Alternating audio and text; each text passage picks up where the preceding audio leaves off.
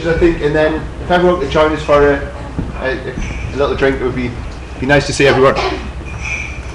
So now to introduce Martin Brown, who's been one of the tweet masters today, who's going to do the second Pecha Kucha. Okay, just whilst setting up. When I got on the train at 11 o'clock this morning, I wasn't going to do a Pecha Kucha. I was reading this fantastic slideshow presentation that someone sent to me. There's some really good messages in there. This is all about BIM. This is about where we've moved over the last 5, 10, 15 years or so. So I thought I'd just share that. Here. Oops. Very much to expect technology.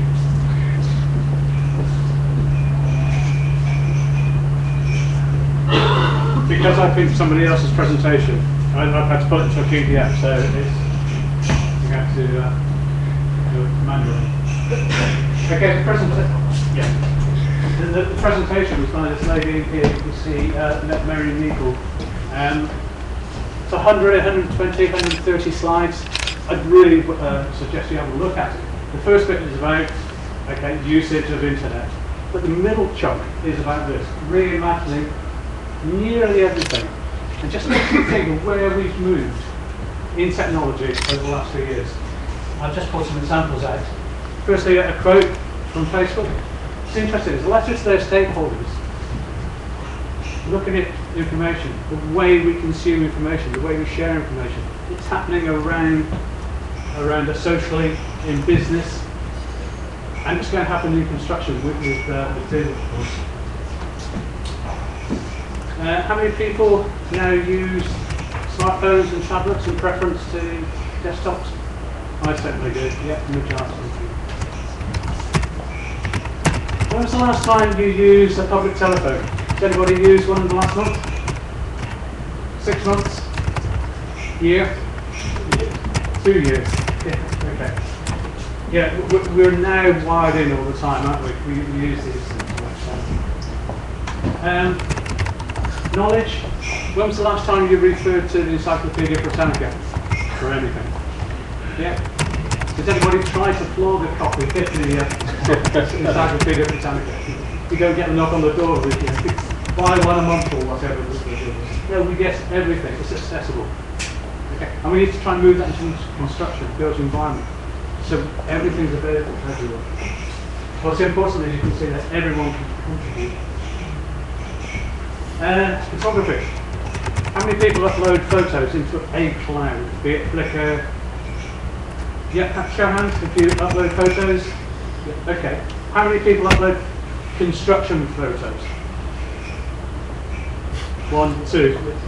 So more or less everybody said yes, you upload social photos. We really haven't gotten to the habit yet of uploading construction-related photos. And I think it's a huge opportunity there. Into blogs, into records, information exchanges as well. This is interesting. GPS. Has anyone come across Waze? There's an application. It is the fastest growing GPS system. In 2012, it's out. The number of users of Waze is outsold all the GPS models sold by all the other GPS manufacturers. Why? Because it's live and it's crowdsourced. It's user input, UI. It's live sharing of information. So if you're going from A to B, you can get other people who've just driven that road and they can tell you what the conditions are. Traffic, weather. And we all know about reimagination of news and information flow. The aircraft landed in Hudson is the classic. Breaking news relied on cameramen sending those pictures back. With Twitter, it was around the world. And we can use Twitter effectively in construction, BIM, and we've heard that it's happening from Rob. Note taking. How many people still use pen and paper? Okay. How many people started to use things like iPads though? And we're now using Evernote and systems like that. I was interested to see my son, and everybody in his mechanics course at Birmingham now use Evernote. They record things in the lecture and they share them. again, we need to move this construction plans. And we talked about the cloud. Yeah, it's not when it's going to happen. What's happening already, it's a definite. How many people have still got files like that? I think this is something we've sort of sidestepped. But the old thermostat setting device is a thing of the past. We're now moving into these Nest, Wi-Fi enabled, web enabled, behavioural mapping. Okay. Could save a fortune on our energy bills. Reimagining thermostats, something to build into BIM. And reimagining the data. I put this slide in out of all the hundreds. Not because I'm a great Facebook user, I don't actually use it. But look at these numbers. 1 billion users, 300, I think that's 300 million images uploaded every day. 125 billion friend connections. It's phenomenal. Now say that's what our construction people are doing in terms of their social life. We need to capture that and reimagine that within business. The best bit of this presentation, which I like, was the termination of asset heavy and asset light. Anyone heard those expressions before? Asset heavy lifestyles. Asset heavy businesses consume. You need tons of space to keep all that data.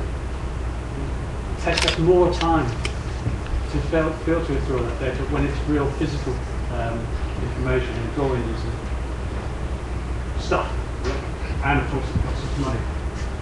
So what can we do? Well, we can move from storing all that stuff, storing all that data, to an asset light. So we can do everything off an iPad. And this is happening now in construction.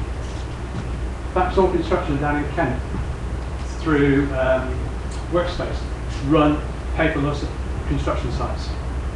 Or 90% construction, paperless construction sites. It works.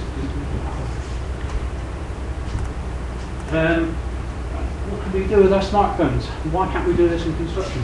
I can pick up my phone with the example here. I can say I'm here, I want my car clean, boom, boom, boom, boom, car gets clean, I give feedback, done, and I make payment to my phone.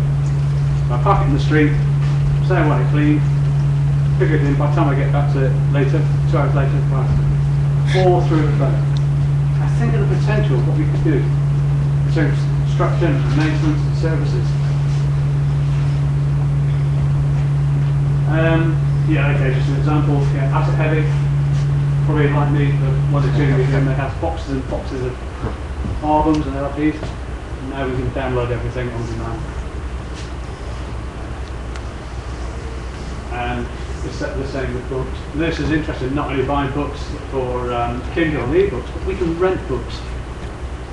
Yeah, so we could rent services, we could buy services, we could buy BIM services per hour, per day, per week. This reimagination. And final slide, I guess. This particular cycle of technology disruption is faster and broader than anything else in the past. And it's just going to increase and increase and increase. And we need to try and encompass that and reimagine it into BIM and into construction. So my summary, we're imagining BIM. I think we're addressing the mobile. Are we really addressing the user input? How can we open up BIM models so they get input from construction, from other designs, from FMs, from plans? We'll talk about open BIM and we're connected. We're not really there on consuming information, how we use the information, how we really share that information. And I think there's a long way to go for asset-light construction. Last slide. Okay, then thanks.